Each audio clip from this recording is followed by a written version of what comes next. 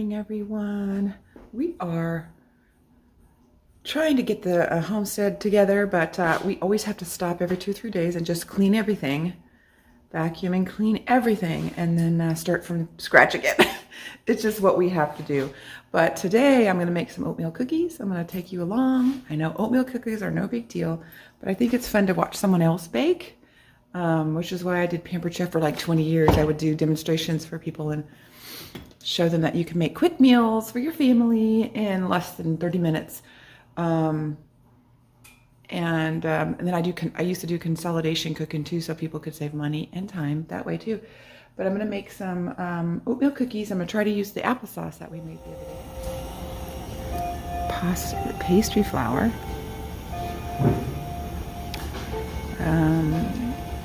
Wow, I need some of this. I need one of these.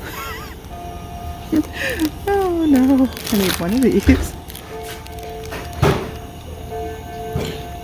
This is whole wheat flour. Oh my. Oh my goodness, there's so many. Look at that tub. I want that tub. I want that tub so bad. Look at all this gelatin, all the different kinds of gelatin. My. I substitute raisins for raisins, and I'm going to add some walnuts to these cookies, and I'm going to use some applesauce. Looks like JB went and got some Ohio maple syrup, so we're going to incorporate the maple syrup into the cookies. Guys, I wanted to show you some of the purchases that I made today at a Amish store. It's where Amish people actually probably do most of their shopping, but I found some pickling spice. Okay, so I don't have to go through and all my seasonings and put them all together whenever I do any kind of pickling, depending on what flavor. I'm going to see how this tastes. Oh, it has coriander, mustard, dill, allspice, chilies, ooh, bay leaves, and cinnamon in here. Ooh, so it was 65 cents. You guys, this is gotta be at least how many ounces? Maybe 8 ounces? I don't know. And then I was having a hard time finding yeast. Look, 90 cents. I can't see without my glasses on. 90 cents for this big bag of yeast. Seriously? I could probably do a small business just by buying it and sending it to all my friends that need all this stuff. And I wouldn't do that, but I mean, it's crazy. This is the whole wheat flour, $2, you guys. Freshly ground, 5 pounds of whole wheat, whole grain. Unbelievable. This was expensive, but I didn't buy this. I don't know. I think JB bought these, $6.25. And then I got the whole wheat, and then I got this other one for, I think I showed it during my video. This one is for pastries, pastry flour. So if I'm doing cakes, cinnamon rolls, even bread, I'm going to use this pastry flour. It was $1.80 for 5 pounds. I'm just shocked. I'm going to do some more research on how they, where they get their resources from, make sure they're GMO free and all that. But that's exciting. And I think they do have whole wheat berry. There are different types of wheat that is fresh ground too. But I just wanted flour to get my baking done today. So super excited that there are benefits to living in the middle of an Amish community. I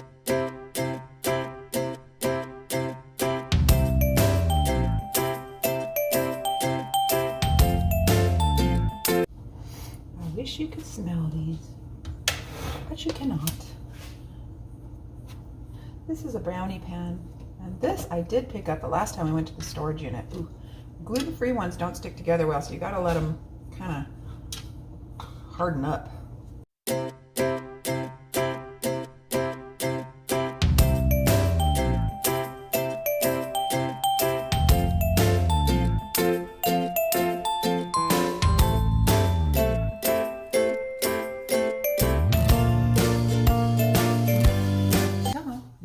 Get started on this next recipe, And this one is going to be oatmeal applesauce.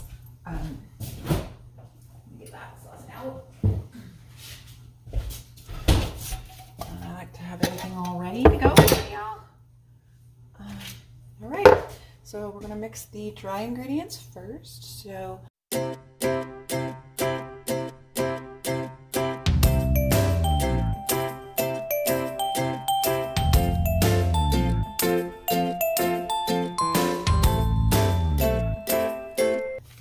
going to set that aside. Now work on the wet ingredients. And so now I'm going to do the butter, the sugar, the eggs.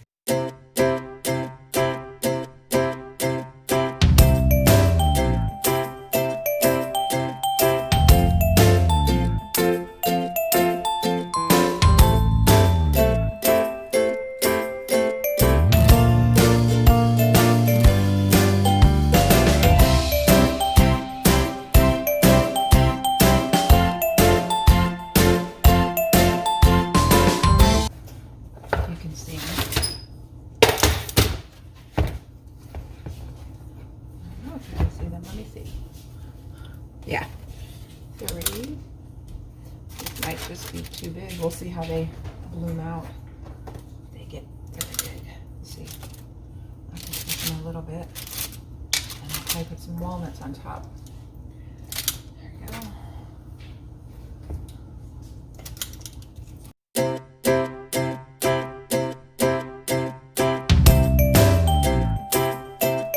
Show you what they look like when they come out. Let's see.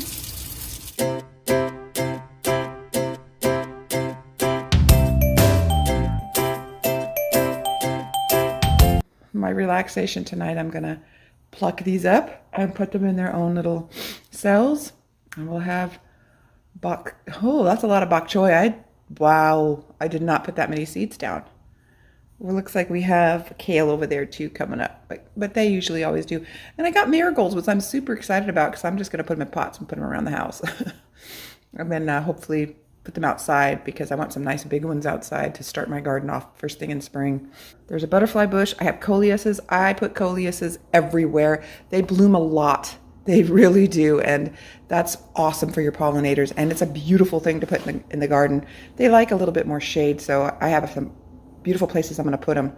So what an exciting year it's going to be for us to be able to plant so many things everywhere, all over the homestead.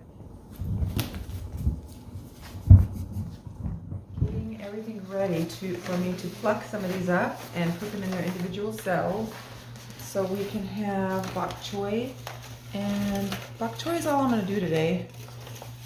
We do have some kale that's coming up, and the marigolds are coming up, which is exciting. I didn't put too many down. I just wanted to have some marigolds that were pretty good size by the time spring came in pots inside the house so that I can take them out to the garden and put them in. So this is the soil that I did when I did all this soil for these. So this soil's been sterilized. It's been boiled. I had boiling water put in it so that I killed any of the eggs from any type of bugs or gnats or anything. And then it helps with mold, but you can get mold anyway, but it does help with some of those mold spores. So I'm just trying to fill these all up. I'm hoping I have enough because I definitely don't want to boil water and do that tonight. And I will show you how I'm going to pluck them in just a minute. I got these out of their cell and I made sure that I have all the roots in there. So what you do is you, when you're plucking these, it's called plucking. You take one individual bok choy and you put it into one little cell, which we may not have enough for all that we have here. So it's a tedious job, and some people might think this is crazy, but I do it because I like to have a lot of not straight lines, but grow one bok choy all in a line, and this just tends to be the easiest way to do it. And it's very tedious, but to me it's very relaxing and very fun. So now each one of these, in 2 or 3 weeks, I can repot these up into a bigger pot. Or hopefully by then we'll have our greenhouse. We can put them right in the ground, hopefully. Yeah. But you can see this one, if you look, there's the roots to that one. And I'm just gonna do a hole, pull it up there. Pretty neat, pretty fun. Well, I guess some people would not consider this fun, but I do. I plucked them all and put them all in their own little cell. A couple of them have two. I don't want to separate them because they were stuck together in the root. I don't want to tear the root, so you just have to do it very gently. I've done this many times. The cat knocked the chair over. The cat knocked the chair over. How nice. But yeah, so that's... Are you done? No, Oh, I'm you're showing the the cat. So now we can get the light a lot closer. They're kind of leggy because the light wasn't very close to them. Now I'm going to set the shelf up to where the light's going to be about a couple of inches from the plant itself, so it won't be so yellow. And I did put some of these that normally I would just throw away, but I figured, hey, I'm plucking and They might stuff grow. down. You never know. They were just, maybe they just didn't get enough light because they were being shadowed. So, yep. So that's, now I'm ready to put that under the light. The plucked one's under lights. This is kind of makeshift, but it works. And hopefully they're gonna continue to grow nicely under this artificial light. Much better because it's closer to the, we got them closer. Closest